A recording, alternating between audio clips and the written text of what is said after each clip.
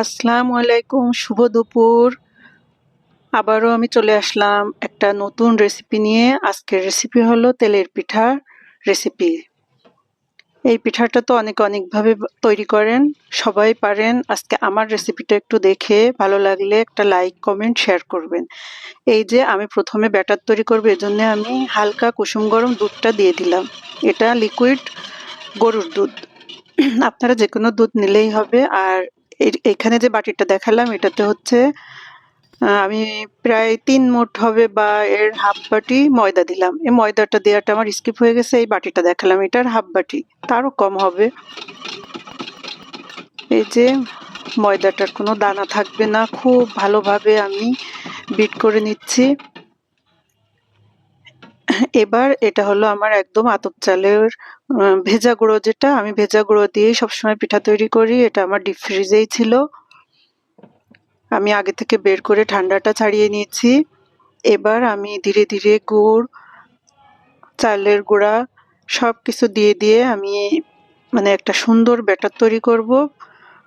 ব্যাটারটা একদম খুব বেশি ভারী হবে না, আবার খুব বেশি পাতলা হবে না। আপনারা প্রথমে একটা পিঠা দিয়ে দেখতে পারেন, যদি পিঠাটা অনেক ভারী হয়ে যায় তাহলে মনে করবেন আর একটু দুধ দিতে পারেন বা পানি একটু সামান্য। এইভাবে ব্যালেন্স করে করে বানালে আসলে একটা সময় হয়েই যায়। আমার এই পিঠাটা খুব সুন্দর ফুলে ওঠে। এই যে আমি দুধের মধ্যে চাউলের গুঁড়া, ময়দা আর গুড়, লবণটাও দিয়েছি। খুব সুন্দর করে এগুলোকে একদম মিহি করে, কোনো দানা থাকবে না। দানা থাকলে পিঠাটা আসলে ফুলতে প্রবলেম হয়, তো তাই আর কি। এই যে আমার ব্যাটারটা হয়ে গেছে, এর যে সেম এরকমই হবে। এটা কম বেশি মোটা পাতলা হলে আপনারা বুঝতে পারবেন, তখন আর একটু দুধ দিয়ে নেবেন।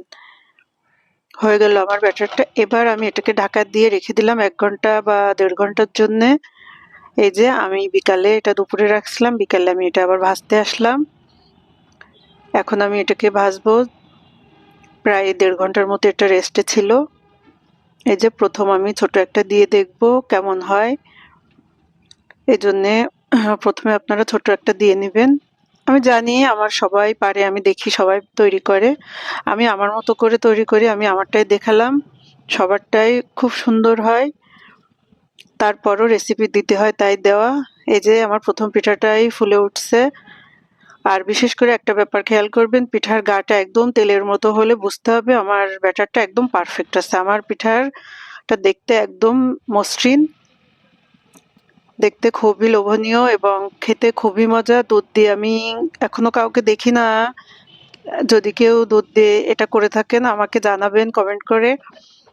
আমি সবসময় এটা দুধ দিয়েই এই ব্যাটারটা গুলিয়ে নিই, আরো বেশি মজা হয়।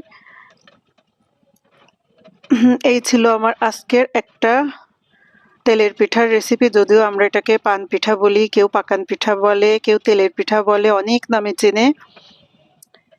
আমরা পান পিঠা ছোটবেলা থেকেই জানি। এই ছিল আমার আজকের একটা পিঠার রেসিপি। সবাই একটু ভিডিওটা দেখে লাইক, কমেন্ট করবেন, ভালো লাগলে শেয়ার করবেন। এই ছিল আমার আজকের একটা রেসিপি। সবাই ভালো থাকবেন। আল্লাহ হাফেজ।